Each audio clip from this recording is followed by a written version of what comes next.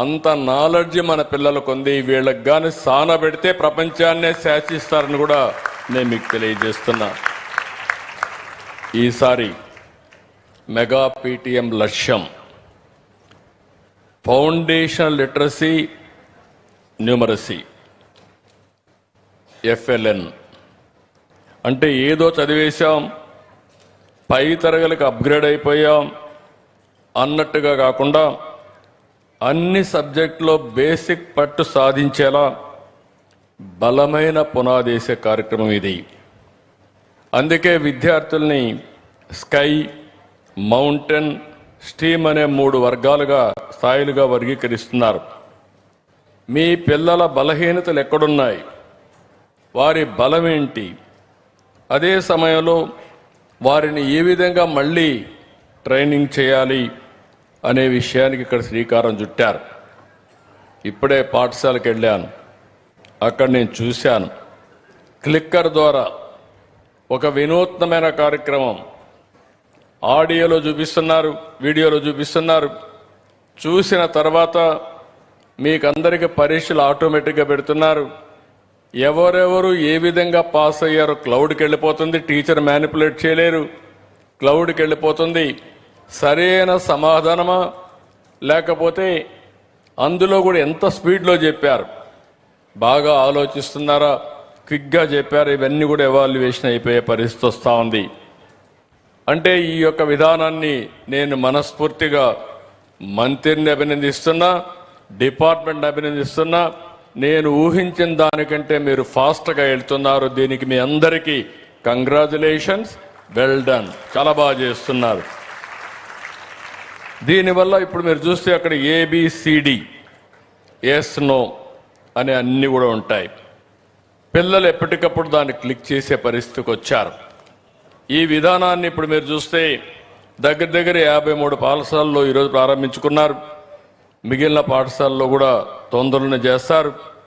పిల్లల ప్రతిభను ఎప్పటికప్పుడు ట్రాక్ చేయడం, ఎన్నికల పరీక్షల తర్వాత విద్యార్థుల సమర్థత తెలుసుకోవడం కాదు, తరగతిలో చదివిన వెంటనే ఎవాల్యుయేషన్ చేసి వాళ్ళలో ఎక్కడ డెఫిషియన్సీస్ ఉన్నాయో అవన్నీ అప్రమత్తం చేసి ఎక్కడికక్కడ ముందు తీసిపోయే పరిస్థితికి వచ్చారు.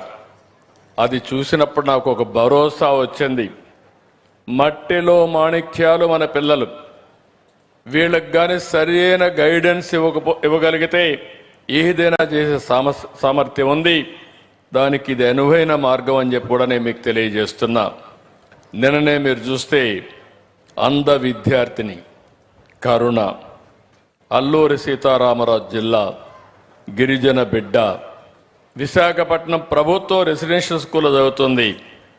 తన వైకల్యాన్ని అధిగమించి మొన్నే భారత్ క్రికెట్లో తిరుగులేని విజయాన్ని సాధించింది, భారతదేశ ప్రతిష్ట పెంచింది.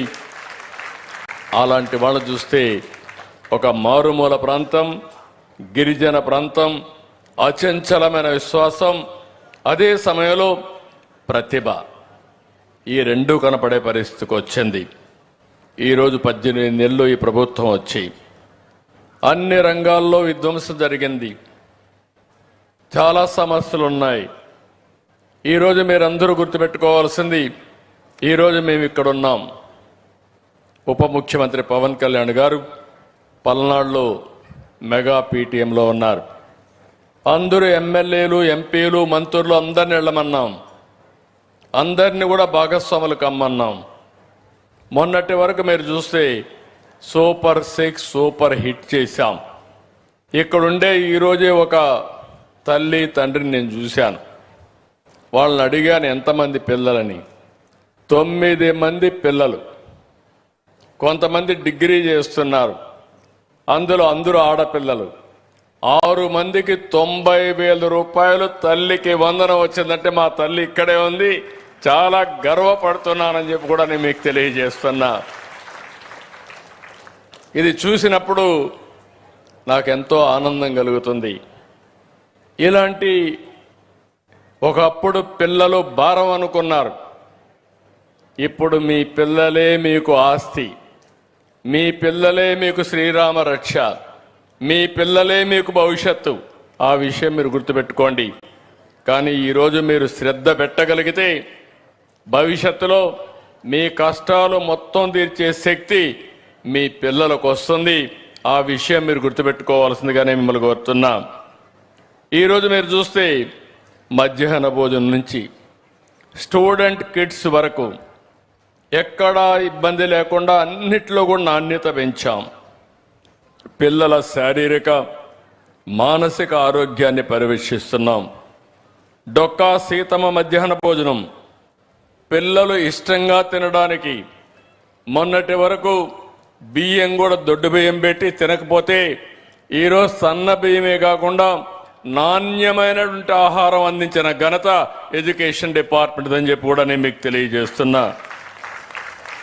మొన్నటి వరకు మీరు చూస్తే స్టూడెంట్స్ కిడ్స్ పైన పార్టీ రంగులు లోగోలు వేసుకునేవారు, అన్నీ తొలగించాం. మీ దుస్తులు కానీ పుస్తకాలు కానీ షూలు అన్నీ ఇస్తున్నాం. ఎక్కడ పార్టీ రంగు కానీ రాజకీయ నాయకుల ప్రభావం లేకుండా విద్యార్థులు స్వచ్ఛందంగా చదువుకోవడానికి ఏమేం చేయాలన్నా అవన్నీ చేస్తున్నాం. అదే సమయంలో ఈరోజు ఇంకొక పక్కన చాలా చక్కగా చెప్పాడు 6వ తరగతి కుర్రవాడు.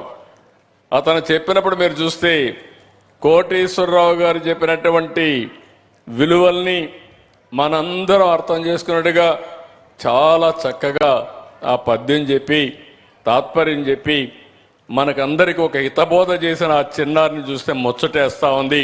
గట్టిగా చప్పట్లు కొట్టి అందరూ కూడా అభినందించండి. ఈరోజు విలువలు లేకపోతే సంపద వృధా. తల్లిదండ్రుల్ని గౌరవించలేని సంస్కారం మనం ఈ విద్య ద్వారా ఇస్తే అది లాభం లేదు.